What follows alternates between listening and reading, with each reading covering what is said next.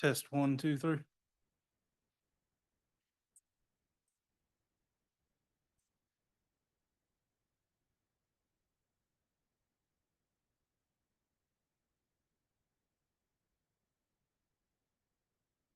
Testing 1, 2, 3.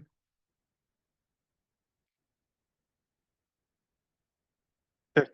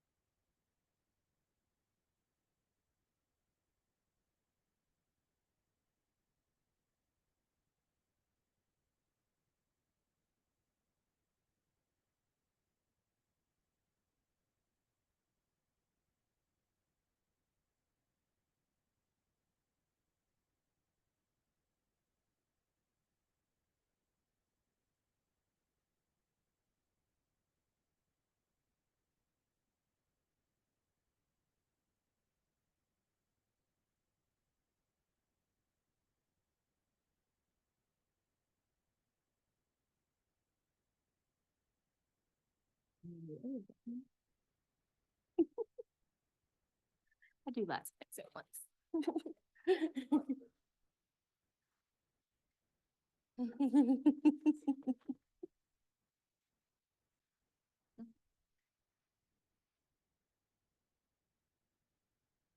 Okay, can we click on the presentation so I can navigate? There we go.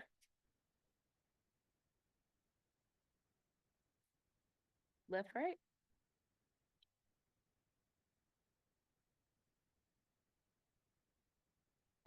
The left and right's not working. Trying to. Okay. We'll adjust. I will, once I introduce these guys, I'll come back. Okay. All right. How's everybody doing? Good. All right. So welcome to our artist chat. If we want to go back to that first one, are we good? All right, right there is good.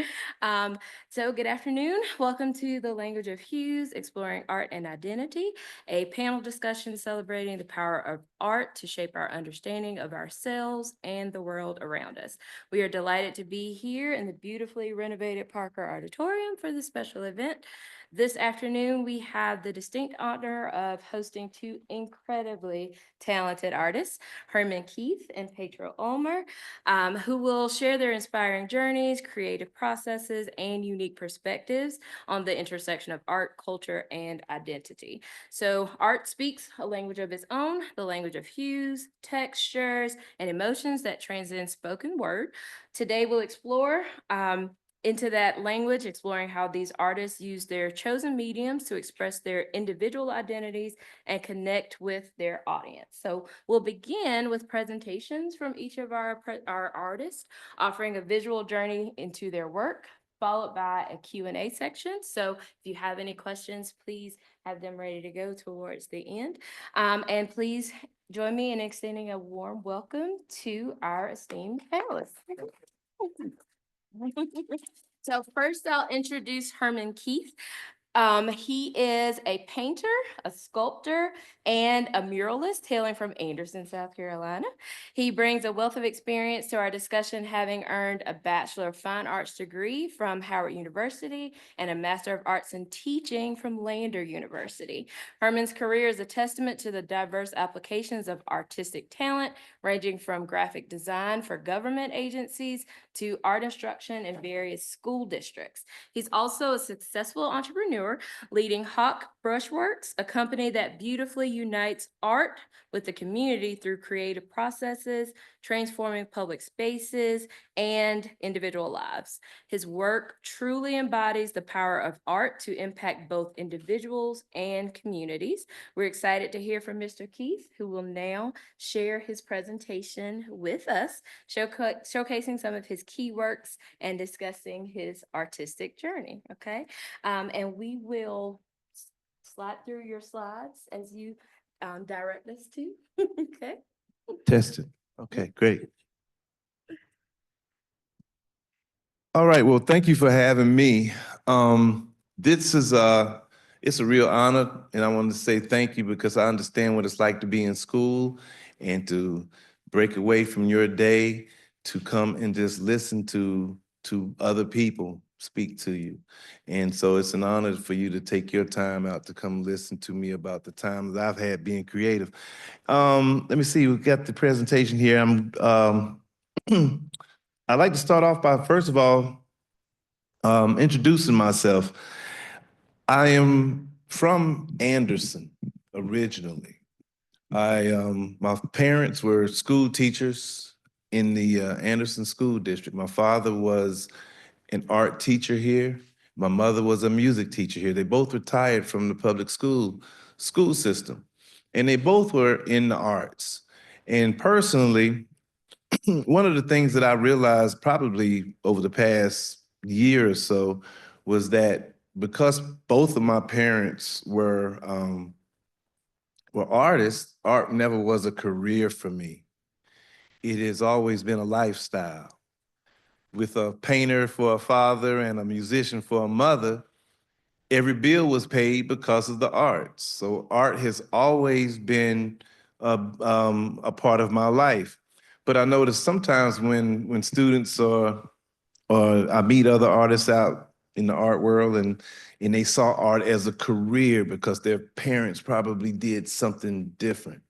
So, but I never wanted to be an artist at all. I ran from it most of my life because my father never had any money when I would ask for it. And I said, well, I don't want to be an artist because they're broke and I can't even afford a burger at Burger King.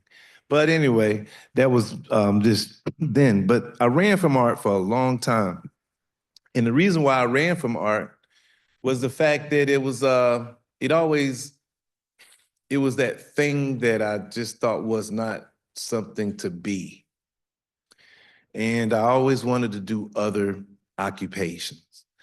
But as time progressed, I knew that I had a gift. And the gift that I had was taking my hands and turning thoughts into things. It was just a natural thing that I could do. I could take a face of a friend or a classmate, and I used to draw my teachers all of the time just to make my classmates laugh. And so I started catching up on making my classmates laugh. I get in all kinds of trouble because I draw this little funny and I have the class just laughing. But I had the kind of father that saw a gift in me. He nurtured my art like some parents nurture their kids to do sports. My father did art. I was one of the first classes to go to the governor's school for the arts, and I did not want to go. It was just a summer camp in Furman when I first went there, but now it is a full-time school. Um, I applied to different universities and tried to major in business, but the only schools that accepted me were the ones that were art majors. I did not want to be an artist. I said, well, I'm gonna go ahead and sneak into school, and I'm gonna go use art to sneak into school, and I'm gonna transfer into business. So I snuck into Howard University, snuck into the business department, and almost flunked out. And so I left there and went to the military. And I went to the military to go find myself. And when I got to basic training, I realized I was with myself already. I did not have to go into the military to find out who I was. I served my time in the reserves, said I got to go back to college. And the only college that I can go back to would be Howard University. That I was already had started the art program. And I can get out quick if I just go ahead and resign myself and become an artist.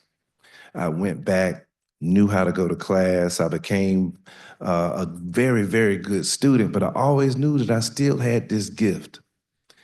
When I left Howard and graduated, I was talking about how I had a government job. And I'm speaking to arts. How many art students are in here now? One? Anybody else majoring in art? Two? Anybody considering majoring in art? Okay. Well, speaking somewhat to my art students, there are all kinds of careers in visual arts. And I ran upon one by accident, playing softball in Washington, D.C. after I graduated. And I was playing ball, and I said, this is the last game I'm gonna be playing in. I'm about to move back to South Carolina and maybe go to Atlanta and get me a nice little job doing something in the art world. And they said, we can get a job for you here. But I didn't realize that the company league that I was playing for in softball basically was a company league that who were consultants for the government. And so I had this top secret security clearance, and I was doing art for the Department of Defense. And I did not realize this is a career in this stuff, which is really kind of cool. So I said over time that there's art everywhere. I left that contract ran out, and I moved to Atlanta, thinking I was going to. And all this is leading up to something. I'm telling you my story because we all have one. Let me know if I'm running over on my time. Oh yeah. But I'm telling you this story because nothing is a straight line. Nothing is a straight line. You're gonna have hills and valleys and turns. All right, so I moved to Atlanta. I start painting houses, right? And I said, okay, I have an art degree. I know how to paint pictures, but I'm painting eggshell white all the time. I'm learning how to build scaffolding, paint eggshell white, and operate lifts and doing all these different things. So I leave that job. I said, well, I'm going to, I got a job at Coca-Cola as a graphic designer. Didn't take it because I wanted to move to South Carolina and go to the University of Georgia to grad school. Like my father went to the University of Georgia to grad school. But it was just too far to commute and help take care of my family, my grandmother. So I go to Lander. And they don't have really a Master's of Fine Arts degree. They have an MAT, which is the Masters of Art and Teaching. And so I thought about it. I said, here I am following in right behind my father's footsteps, getting to art education. I get into Lander and I get into the art education program. I graduate and I start this teaching career, starting in Charlotte, Washington, D.C., Tampa, Florida. And here I am now because when I was in Tampa, this is what I said I wanted to do. because there was so much resistance with art in the public school system, I realized that we are made of water because you have to teach these different things to children. You have to integrate art with science and math. And I was in class one day and I was trying to get my kids to understand how art is important and you are all works of art. How does art work? Well, art is visual, the visual arts. What is color? Color is light. What is light? Light is energy. Energy is life, and all life is love. And I found myself teaching this over and over and over again, to the point that one day I realized that I needed to move back to South Carolina and put up public art throughout the state because I noticed that they were doing this in other major cities like Philadelphia. So I said, what if I go to South Carolina, which doesn't have like a big public art scene, and bring somewhat a public art movement? And then I decided to move. You can go to what's the next slide? So I moved back to South Carolina, and when we got, oh no, take your time. Take your time. And the reason why I moved back was to put up public art. And so when I moved here, I did not know, I painted one last mural in the school just to prove that I could do it. And then when I got back home, I was painting murals in schools in order to just to make a little money, selling artwork for a little of nothing just to make some gas money. And then a friend of mine on Facebook, one of the first friends I made here in Anderson, had basically met a lawyer in South Africa. And he told me, he said, Herman, what are you doing these days? And I said, I'm moving back to South Carolina. I'm just going to paint pictures and I'm going to sell and probably move to Charleston, because when I found out I had this gift and I could paint and then sell some artwork. So, but what happened, he said, Herman, write down your idea about putting up artwork throughout the state of South Carolina. Me, once again, believing that color is light, light is energy, energy is life, and life is love. And I knew that South Carolina was special to me because this was home.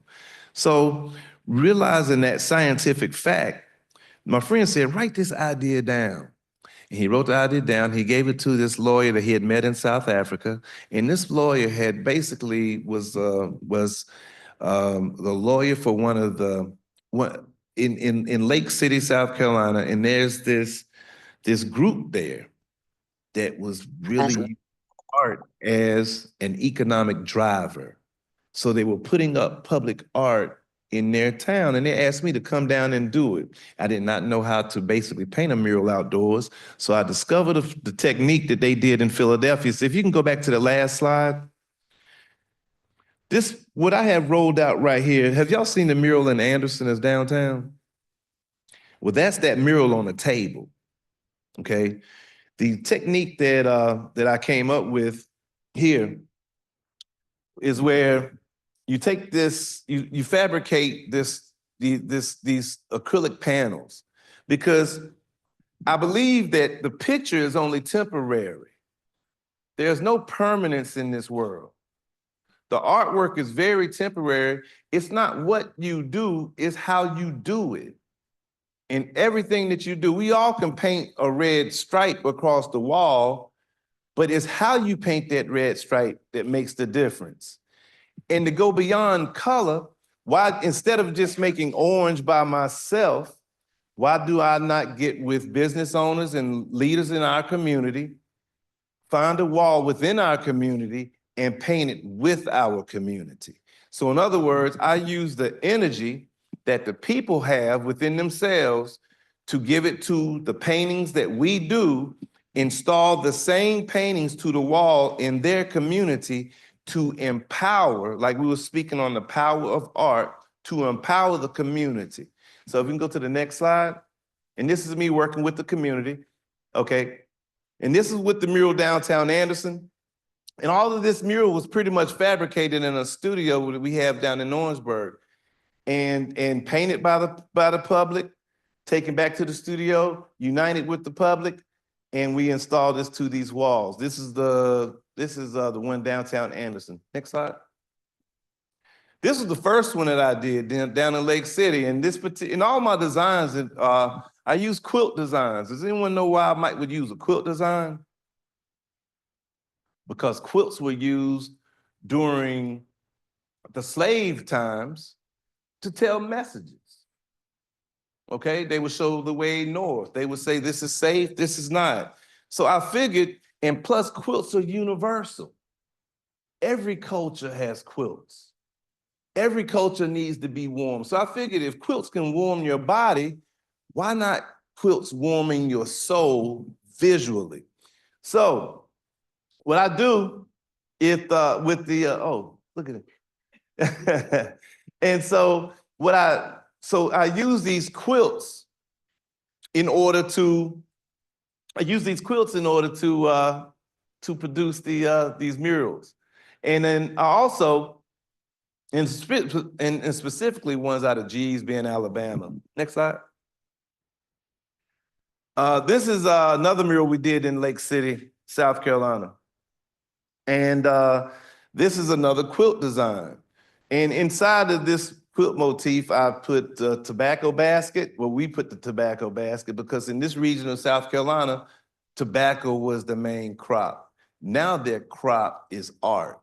So if you ever heard of Lake City, South Carolina, please go visit Lake City, South Carolina, because the economy now is driven by art. The whole top row was painted by a school out in California, Nickelodeon sponsored the whole top row. And we sent that whole top row to California, and Nickelodeon kind of sprinkled those panels that we fabricated to schools within the Los Angeles School District. And they sent those panels back painted. So now students over in California can also paint with us. And now they're installed in the piece in Lake City, South Carolina.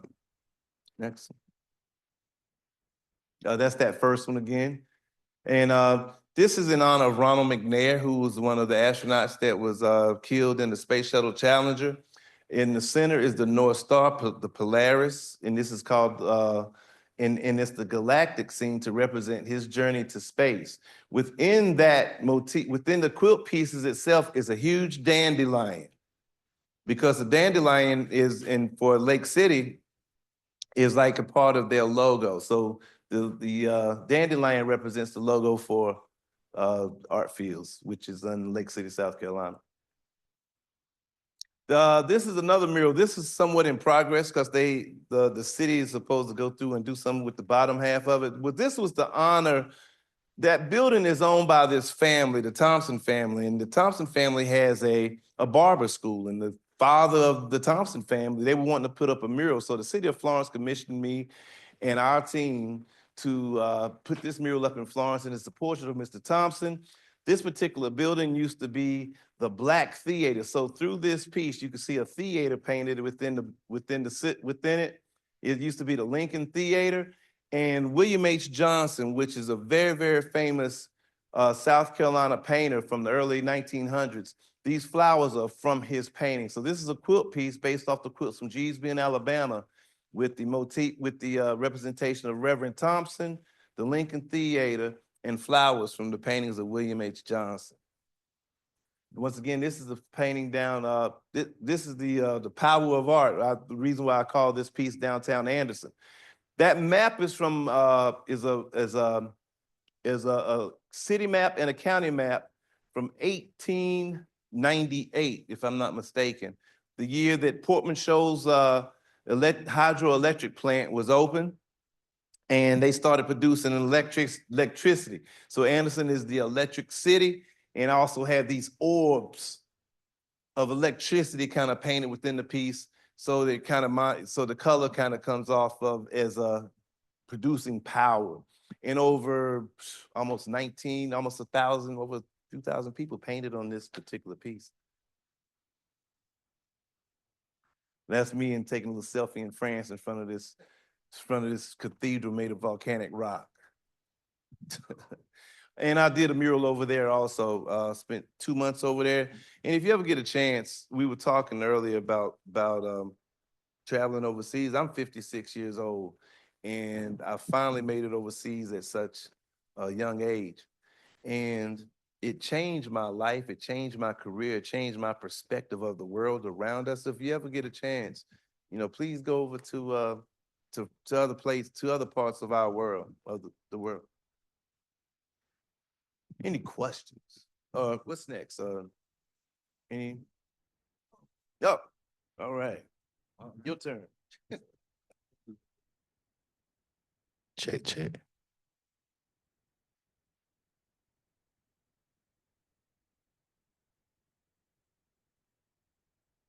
Me again.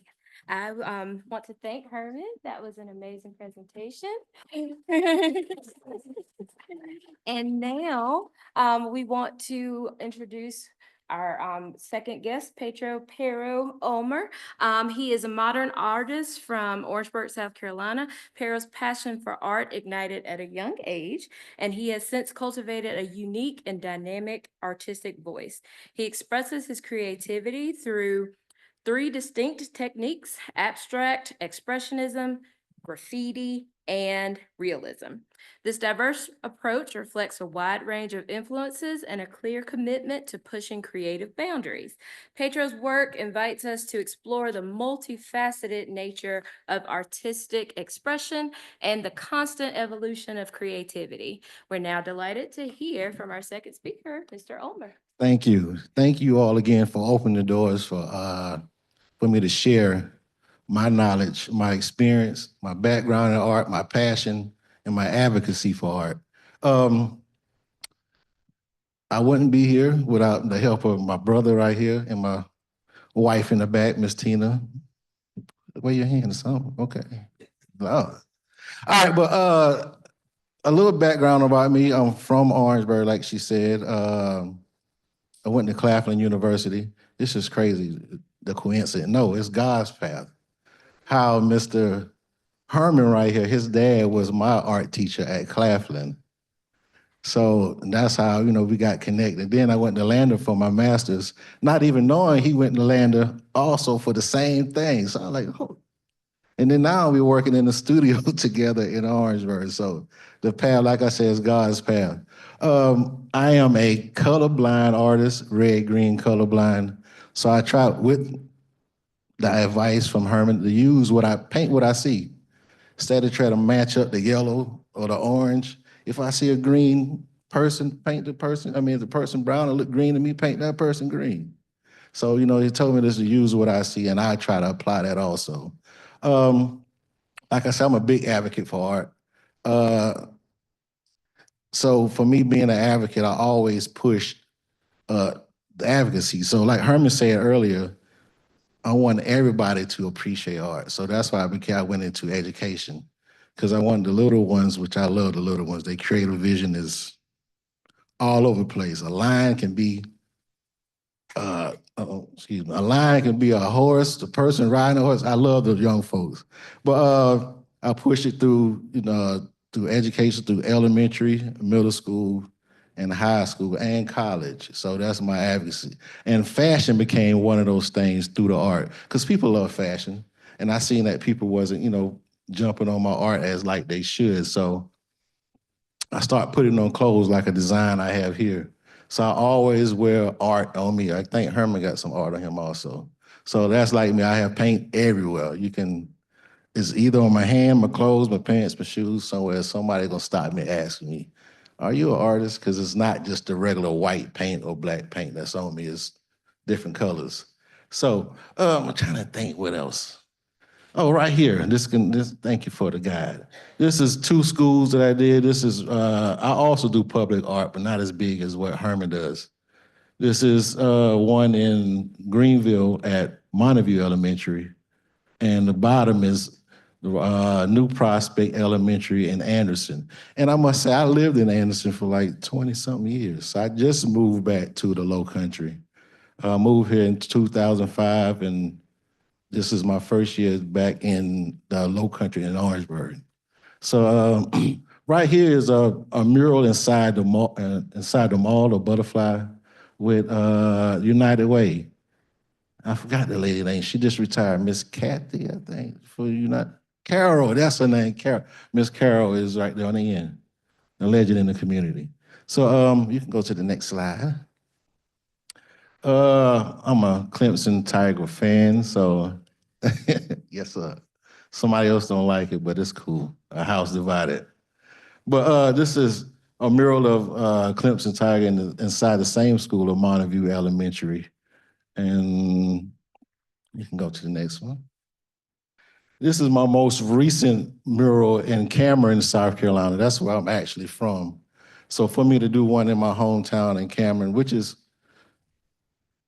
I feel good about it. So that was a very big challenge. The walls was falling apart, bricks was coming out. Me and my wife fighting the wall to keep the bricks in. We had to put like 5 coats of paint on the wall to use it as a glue, as a sealant to keep the paint in. So that one, and we had to fight the gnats. I forgot about the gnats in the low country. So we had to fight the gnats every day, all day. I almost quit. I think somebody else did, but I ain't gonna call out. But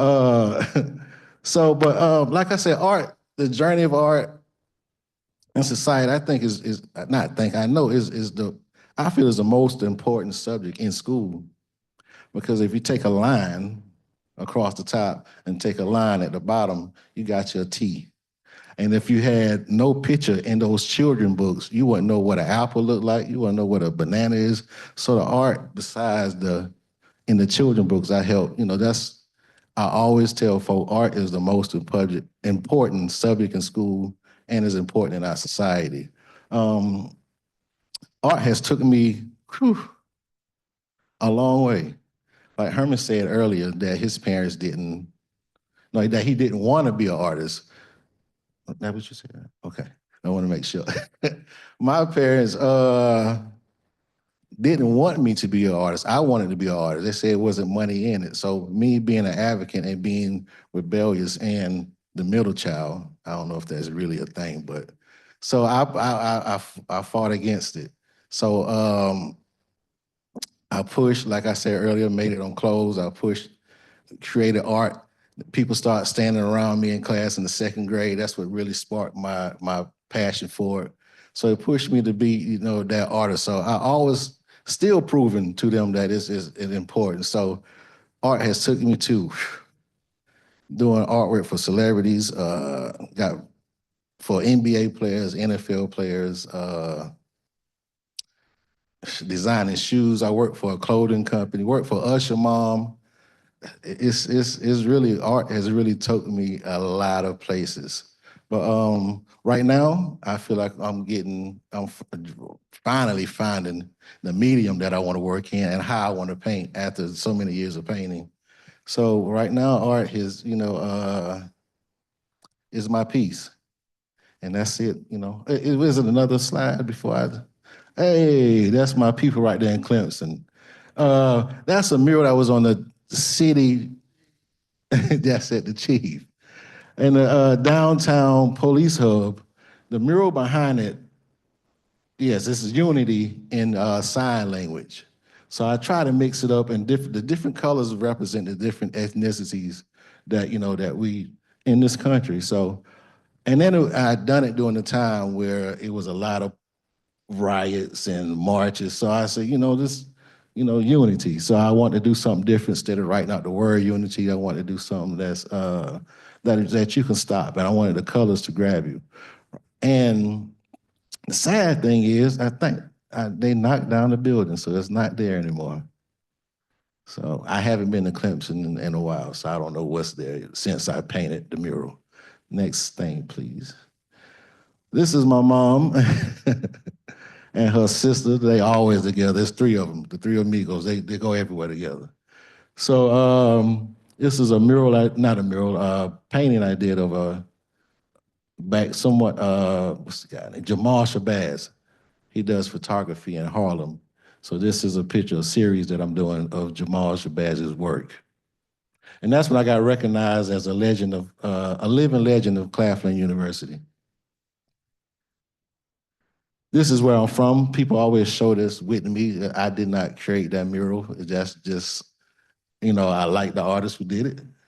So And this is my children's book. It's called A Pencil and a Dream. And that is me. Sometimes I think I'm a clown, so that's the red part of the nose. I need to wear glasses because like I told you, I'm colorblind, so I don't, but I'm gonna get some. I'm getting that age. And the pencil, everything starts with a pencil. A sketch, you're building a house, you need a foundation, you need a sketch. Everything starts with a pencil. And throughout this whole children's books, you got a Sharpie, a brush, a ruler, a crayon, and it tells a story of, it's a fun book. So just Google it, you look it up on Amazon and support a brother. Is there something else? And that's me with the legends. Woo, Leo, Tweeds, Ford, Gordon. That's Glover Richburg, correct? And me, Damien, and Mr. Drink Out the Water Fountain himself, Cecil Williams. And I think that's Dr. Miss Rose, the museum wife. I don't know for sure. But Dr. Rose, I think that's her husband's. They named the museum after her. Yes, he spoke at Orangeburg Wilkinson High School yesterday. Yes. He's building a new museum in Orangeburg also. And that's it. That's it about me. I was a little nervous, so more stuff will come out when we talk at the fireside. Right. Thank you. All right, we have the opportunity now to ask any questions that the audience may have. So if you have a question, if you want to yell it out or if you want to come grab a microphone, either one. You mentioned the quilt. Have you ever been to the Asian church in Savannah? The oldest Black African American church in the country. So they actually have the quilting on the walls, and the floors itself is done through quilting as well, because slaves on the Underground Railroad hid underneath the floorboard, and they would use the quilting to guide them. I'm just curious if you garnered any inspiration from there or visiting you. Well, now that you mention it, I think I need to get that. I've heard of that church before.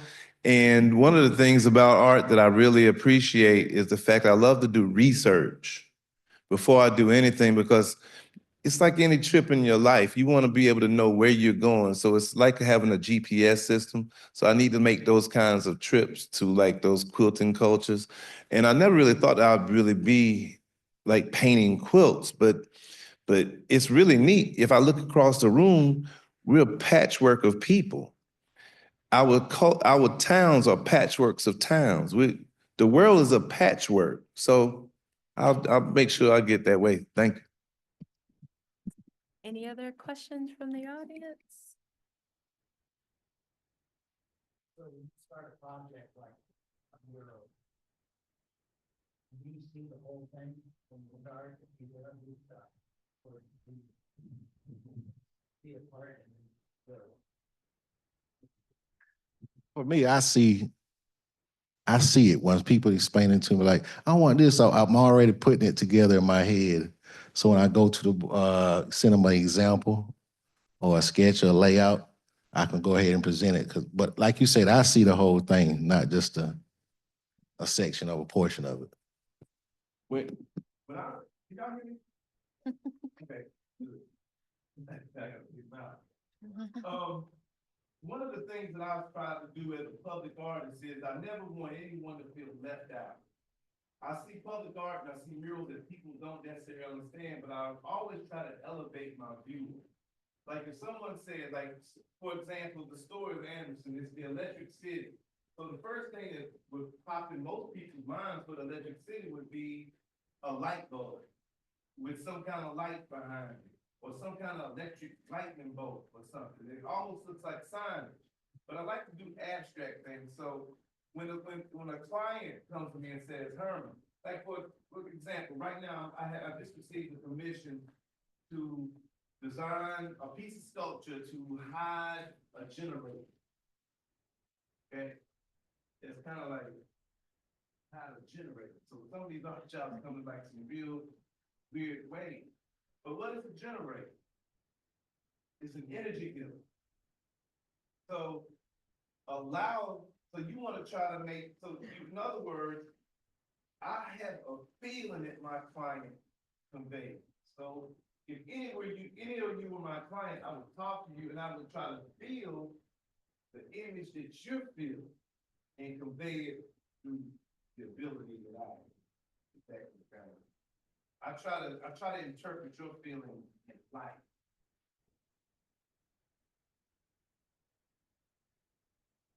Any other questions? Piggybacking off that, how do you balance, when the client wants, to,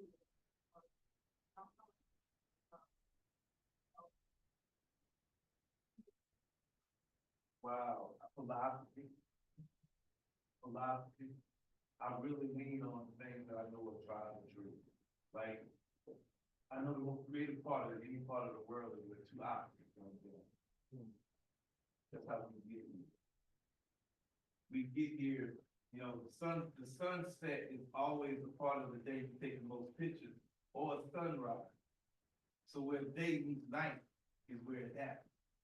So if I'm taking a generator, and the generator is sitting amongst trees, I need to find where the generator meets nature and nature meets the generator. And I bring those two things together. That's what creativity happens.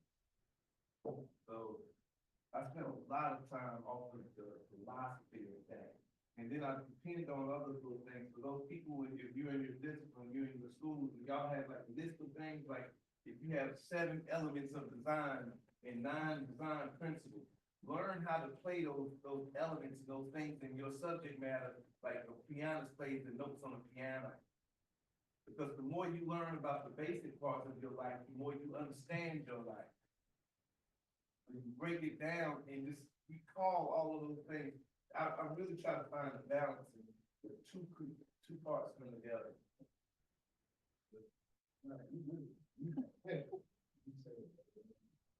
And it's fun doing it that way. That's where you know it comes through you and not to you. We're best.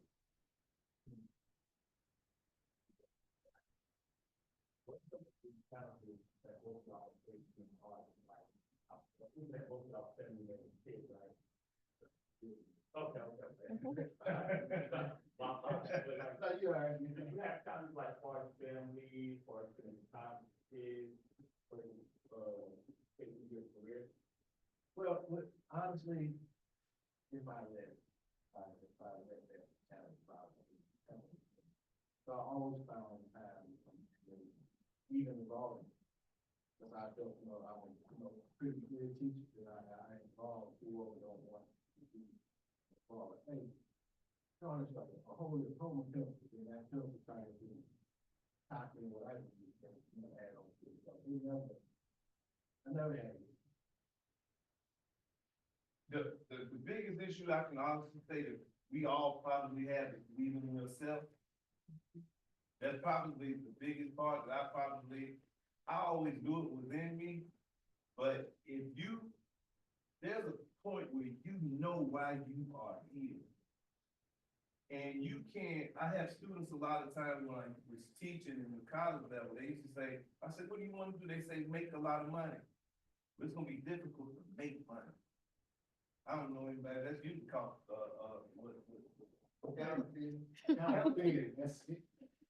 you make money, that's against the law. They say they wanna chase money. Well, that means you're hunting something down, and it's running from you. You wanna be attracted, you want things to be attracted to you, so first of all, you have to be attracted to yourself, and be true to who you are and your purpose. And narrow your purpose down, and trust, and know to your soul that you are here for this purpose. So that's the hardest part, is jumping out that airplane, knowing that my parachute is going to open. And I promise you, if you have a parachute that you wonder if it's gonna open, you will never know until you jump. I've never seen a parachute open up in a room. Strong, man.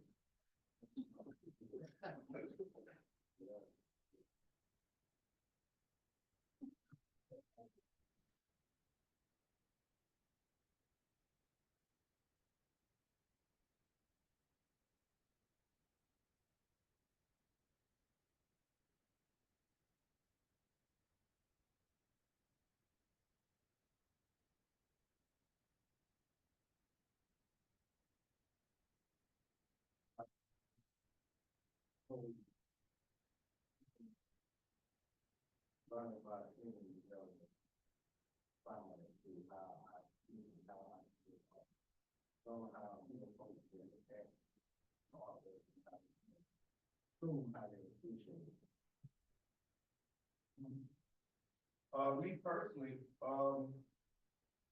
the courses that probably, all of them probably together. I sat, when I graduated from school, I sat there and I said, wow, I paid $30,000 to teach.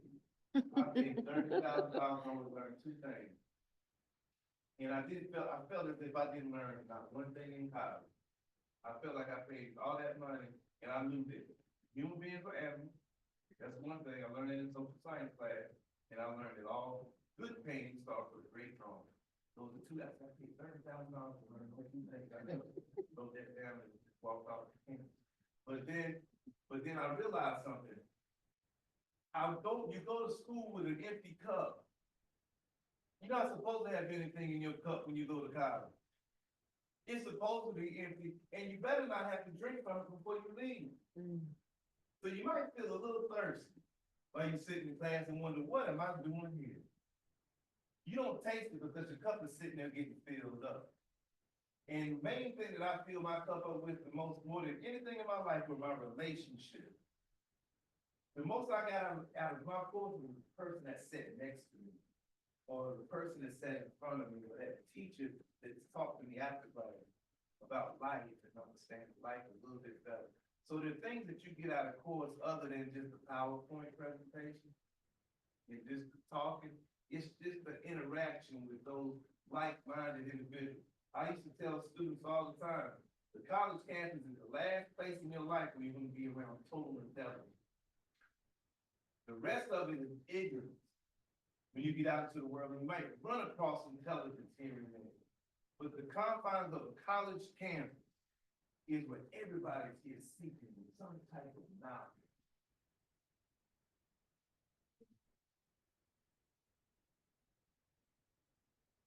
So, in the current phase that we're in now, obviously, the world is polarized right now.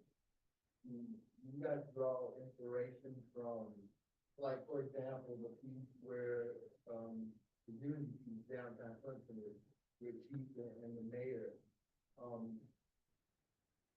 You draw inspiration from specific time frames or specific dates or, you know, i.e. George Floyd or i.e. Walter Scott, or, I mean, obviously the list is infinite.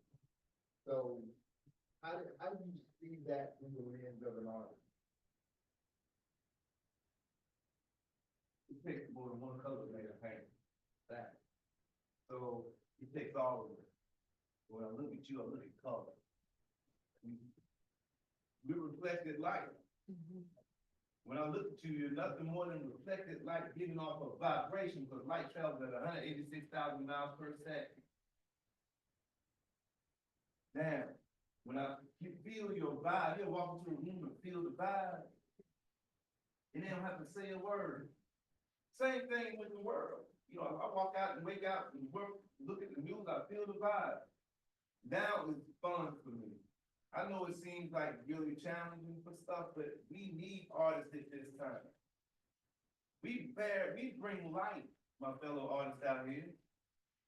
What do we look like when the world's going dark and you cut your light off?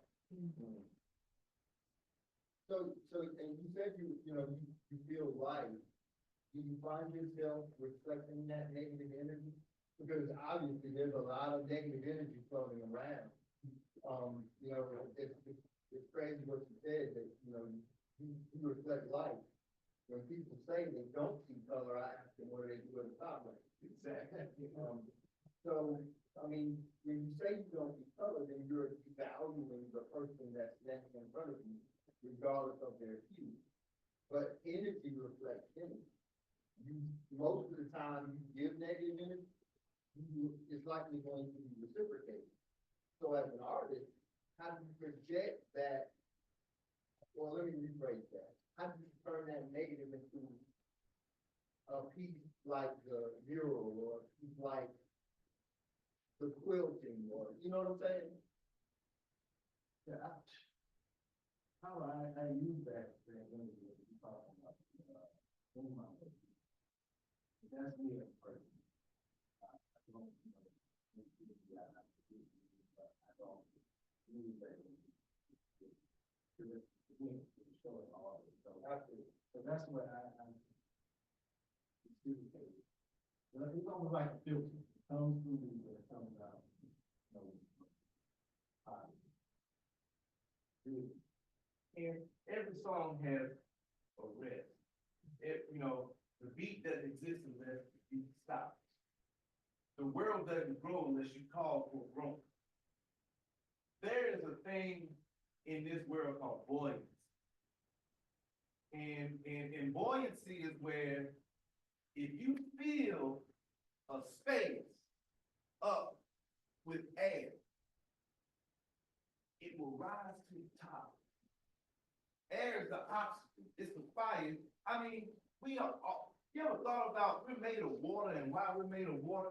It's because we're like walking nuclear reactors. We come from a warm soul. We are all light.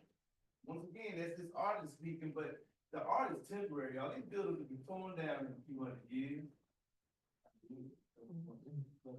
But if people torn down, there's an impermanence to this. But the essence is what lives on. And the essence of us is what really matters. So in other words, I like to always say the earth is not kindergarten. It's not kindergarten. As a matter of fact, this is a master class for your soul. We gotta have pain. We gotta have a struggle. Nothing grows without it. In order to plant a cornfield, you gotta till the soil. And you gotta put the seed in the soil and cover it over, knowing that it will sprout. That's what the art does. I cover it over, I use the paint and the dirt from society. I plant my seed of color and I cover it back over and watch it sprout. That's why we're here today. It's sprouting. And it'll be blooming. And I'm just here to basically tell you, plant your seed. Recognize your gift. We all got one. Mine just so happened, and yours just so happened to be we can draw. Art has carried us a long way. But you all have your own gifts. I'm just here to remind you of that. Here, I think I had a question. Just one second.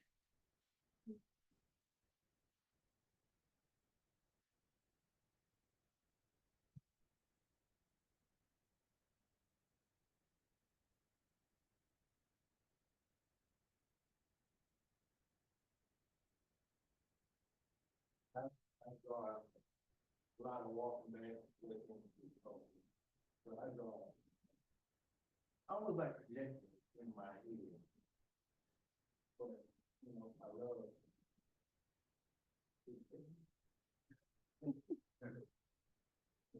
My technique involves everybody. So the power of the people. And so what I do, I'll take that image from what we're going to project. I'll do research. I give my client 3 equal copies of renderings of what it will look like. I use exact paint, I take the building and everything. I do research on that, on the architecture, I include it. And then I divide it up. And I project each image onto these 5 by 5 foot acrylic panels. These acrylic panels were a technique that was developed in Philadelphia or the Pennsylvania penitentiary system by inmates there. Because you couldn't paint murals on prison walls. It was against the law. So what they would do was took toilet paper, covered the toilet paper with Elmer's glue, put white paint on the toilet paper that's covered with Elmer's glue. Paint the picture on a little piece of toilet paper, hang on the wall.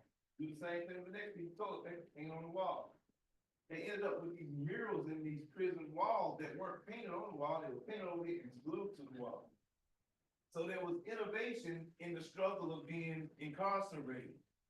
So once again, when we step into the darkness, we find more light, because that's what creativity happens. When God said, let there be what? Light.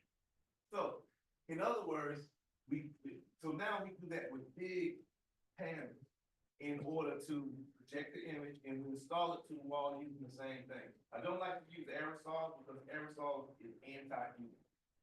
It's not good for me or the environment that I'm painting. So I like to use brushwork, and allow other people to use their energy to do brushwork. Yeah, I was wondering if y'all.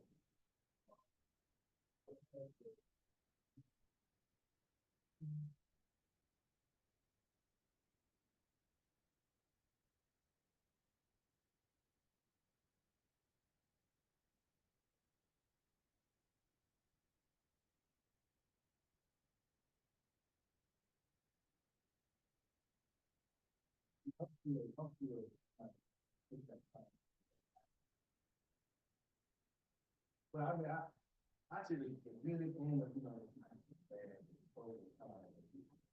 I, but, fight, I do, so like mine. AI doesn't do it as good as I do. AI is not as good as I am. And I mean that honestly. I was working on a commission. Matter of fact, we're doing a mural in Orangeburg, downtown Orangeburg right now. And the design that I drew out with my human hand came out a whole lot better than the design I asked AI to do. AI is encouraging to me because AI tells me that this world is designed for human beings. There's no way you can get around it. There's no AI in the universe. There's only AI on this planet. So when we leave this planet, I don't know if AI is on the moon. I don't think AI has nothing to do with the way the Earth orbits around the sun. But if we use it, I use it to write, because I can't write it. But when it comes to designing images and things, we're the best at it. There's nothing like human touch. I wouldn't want AI to fix my macaroni and cheese. You know? So the human touch, y'all, is where it's at. Mm-hmm. Yeah. The human, nothing can sacrifice humanity. There's no substitute for us. That's a great question. See that. That was on Monday. The Learning Commons did a AI and art, but of course we do a lot of AI, teaching students how to ethically use it, but also how to use it so that it's personalized and kind of adapts to that human touch. So, and also with that, it definitely the ethical piece of it, making sure that we're crediting the AI doing the work, but knowing that it cannot take the place of the human. No, touch. AI can't take food. So if I'm painting a hot dog on the wall, I wouldn't want to eat the hot dog before I paint it. And I don't know if AI can really give you the taste of a hot dog. All right, any other questions? We had a couple of pre-written ones and mostly they've been covered, so I'm not gonna ask them all, but one of them was not, so I'm gonna ask that one. Okay, all right, so if you could collaborate with any artist, living or deceased, in any medium, who would it be? And what kind of project would you envision creating together? And we want both of you to answer that one.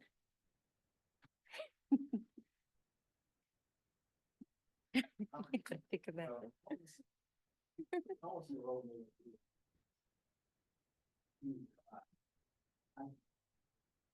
Because that's something that I have. Okay.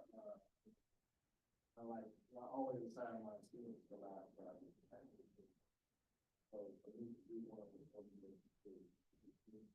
And so we need to capture the culture, the history of African. Here we go. Same with Carolina. South Carolina. Michelangelo. Okay. Yeah, Michelangelo. Anybody can take a piece of rock, make it look like silk. Can pick up human anatomy. I would love to take a dark project and use Michelangelo to find it. Yeah, Michelangelo. Okay. All right, is there anything else you two want to add?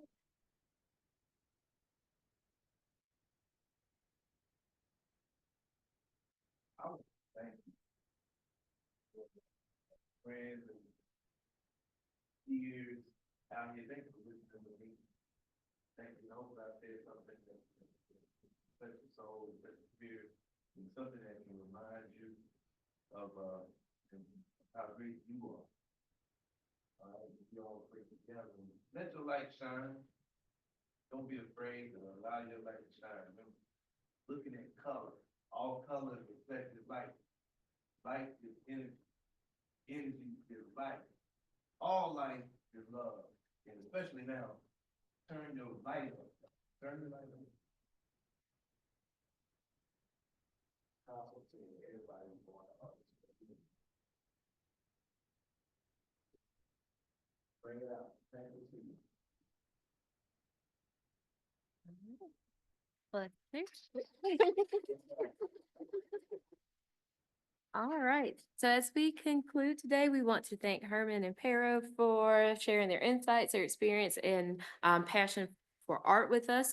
The presentations were, of course, a wonderful addition to the discussion, so thank you for allowing us to see the visualizations of what you've created, along with your words of wisdom that you have shared with us today. So we hope that this will give us the opportunity to see how art is a powerful tool for self-expression, community building, and exploring the complex tapestry of identity. Thank you to everyone who attended this event and asked for your insightful questions. We hope you have taken this afternoon and it will spark some creativity of your own, and also deepen your appreciation for the language of Hues. Thank you again to our panelists, Herman Keith and Petra Ulmer. We also have some pizza that I hope has been delivered. Not quite sure yet. I haven't seen, but I wasn't looking the whole time. So we do have some pizza. Also, good pizza is here, so please take some before you leave. Of course, we can't eat in this room, but if you would take some with you, and if you would possibly, if you have not signed in either through campus groups or the sign-in sheet, please do so. This was a collaboration with the Cultural Enrichment Committee and our Women of Color organization. And of course, in order for us to continue having experiences like these and being able to bring in artists and other presenters, we need to be able to document and show that the campus community is enjoying and experiencing these experiences that we're having. So please sign in if you have not done so, and otherwise have a great day.